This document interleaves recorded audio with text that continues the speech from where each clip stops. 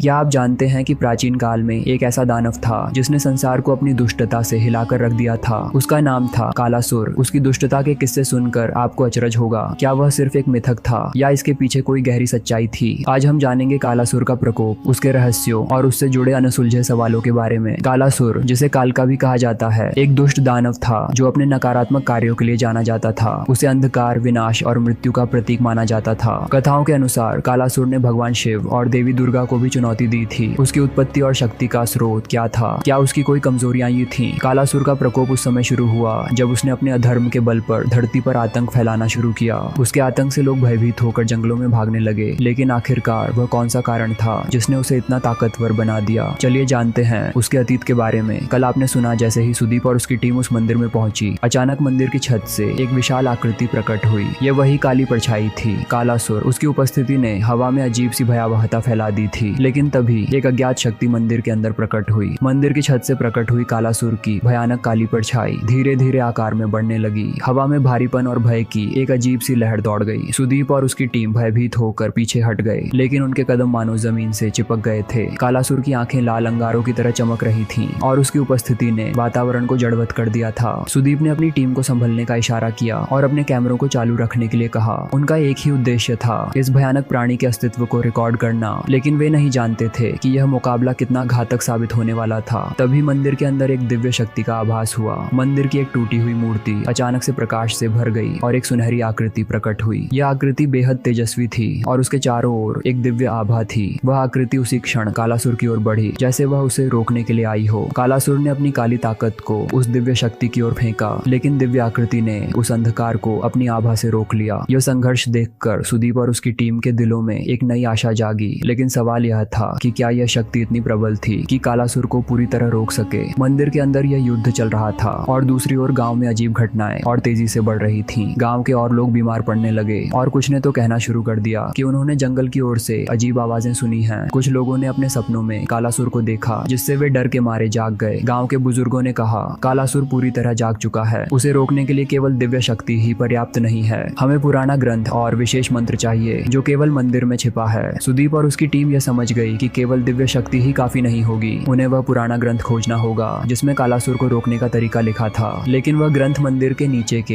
एक गुप्त कक्ष में छिपा हुआ था, जहां तक पहुंचने के लिए उन्हें कई कठिनाइयों का सामना करना पड़ेगा। टीम ने मंदिर के अंदर पुराने शिलालेखों और मूर्तियों का निरीक्षण करना शुरू किया। उन्हें वहां एक प्राचीन दरवाजा मिला जो शायद उस गुप्त कक्ष का रास्ता था। लेकिन दरवाजे के पास जाते ही अचानक मंदिर की दीवारों से अजीब सी आवाजें आने लगी, मानो कोई अदृश्य शक्ति उन्हें रोकने की कोशिश कर रही हो। जैसे ही सुदीप ने दरवाजा खोलने की कोशिश की, कालासुर ने एक जोरदार गर्जना की और उसकी काली परछाई फिर से विशाल रूप में प्रकट हुई। इस बार वह पहले से भी अधिक शक्तिशाली था और उसकी आंखों में भयंकर क्रोध दिख रहा था। उसकी काली शक्तियों ने सुदीप की टीम को घेर लिया और उनके उपकरण अचानक से खराब होने लगे। सुदीप ने समझ लिया कि उनके पास ज्यादा समय नहीं है, उन्हें उस दरवाजे को खोलना ही होगा, वरना कालासुर उन्हें नहीं छोड़ेगा। टीम के सदस्य डर और घबराहट में थे, लेकिन सुदीप ने सबको शांत रहने और जल्द से जल्द दरवाजा खोलने का आदेश दिया। दरवाजा धीरे धीरे खुला और उसके पीछे एक अंधेरी सुरंग नजर आई। सुरंग के अंदर कुछ ऐसा था जो न केवल कालासुर को रोक सकता था, बल्कि शायद उसकी पूरी कहानी और रहस्य को भी उजागर कर सकता था। लेकिन सुरंग में कदम रखते ही एक और रहस्यमयी शक्ति ने उन्हें घेर लिया। क्या सुदीप और उसकी टीम उस गुप्त कक्ष तक